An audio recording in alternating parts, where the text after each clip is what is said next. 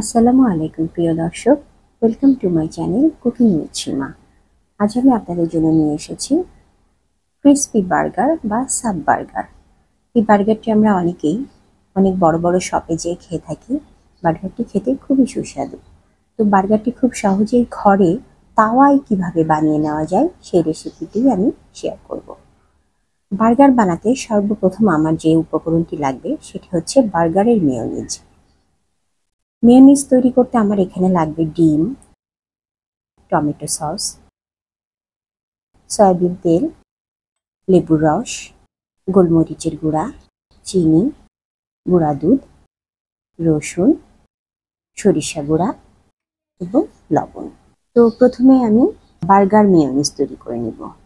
আমি এখানে ব্লেন্ডার জগের মধ্যে একটি নর্মাল টেম্পারেচারে ডিম দিয়ে দিচ্ছি। সাথে দিচ্ছি 2 টেবিল চামচ রসুন কুচি, 1 চা চামচ সরিষার গুঁড়া। সরিষাটা আমি বাসাতেই গুঁড়া করে নিয়েছি। গুঁড়া দুধ দিচ্ছি 1 টেবিল চামচ পরিমাণ। গুঁড়া দুধ দিলে সসের স্বাদটা ভালো আসে। চিনি দিচ্ছি 1 চা চামচ পরিমাণ, সামান্য লবণ দিয়ে দিচ্ছি, গোলমরিচের গুঁড়া দিচ্ছি 1 চা চামচ পরিমাণ, লেবুর রস দিচ্ছি। লেবুর রস দিলে ডিমের কাঁচা গন্ধটা আর থাকে না। সবকিছু দেওয়া হয়ে গেলে এখন আমি 1 কাপ পরিমাণ সয়াবিন তেল অল্প অল্প করে দিয়ে ব্লেন্ড করতে থাকবো। একবারে আমি তেল দিব না, তেলগুলো আমি 4 থেকে 5 বার দিব আর কয়েক সেকেন্ড করে ব্লেন্ড করতে থাকবো। ব্লেন্ড করতে করতে এক সময় আমার সসটা ঘন হয়ে যাবে। আমার সসটা হয়ে গিয়েছে। এখন আমি আধা কাপ পরিমাণ টমেটো সস দিয়ে দিচ্ছি, দিয়ে আবার ব্লেন্ড করে নিয়েছি। দেখুন, এই আমার বার্গার সস। এখন আমি বার্গার বনটাকে এভাবে মাঝখান থেকে কেটে দুভাগ করে নিব। বার্গারের চিকেনটা রেডি করব। আমি মুরগির বুকের মাংস নিয়েছি ছোট টুকরা করে। এর মধ্যে দিয়ে দিচ্ছি 1/2 চা চামচ পরিমাণ আদা বাটা এবং 1/2 চা চামচ পরিমাণ রসুন বাটা। লাল মরিচের গুঁড়া দিচ্ছি 1 চা চামচ পরিমাণ এবং লবণ দিচ্ছি স্বাদ মতো। সয়া সস দিচ্ছি 1 চা চামচ পরিমাণ।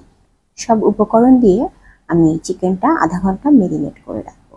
এখন একটি প্যানে সামান্য সয়াবিন তেল দিয়ে আমি তেলটা ভালোভাবে গরম করে নিচ্ছি। তেলটা খুব সুন্দর মতো গরম হয়ে গেলে এর মধ্যে আমি মেরিনেট করে রাখা চিকেনটা দিয়ে দিব। চিকেনটা আমি হাই হিটে 5 মিনিট রান্না করব। এর বেশি সময় লাগবে না।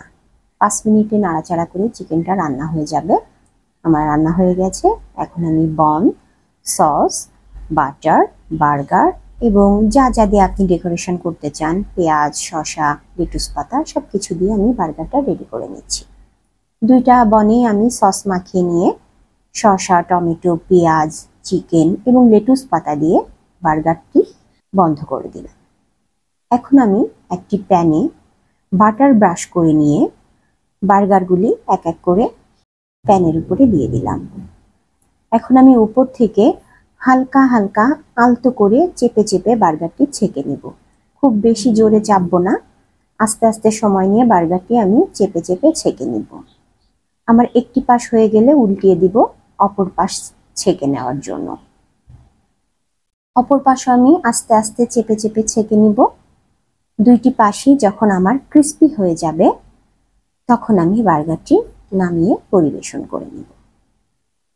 আমার 2টি পাশই হয়ে গিয়েছে এবং বার্গারটি ক্রিস্পি হয়েছে। এই বার্গারটি খুবই সুস্বাদু, খেতে অসাধারণ লাগে।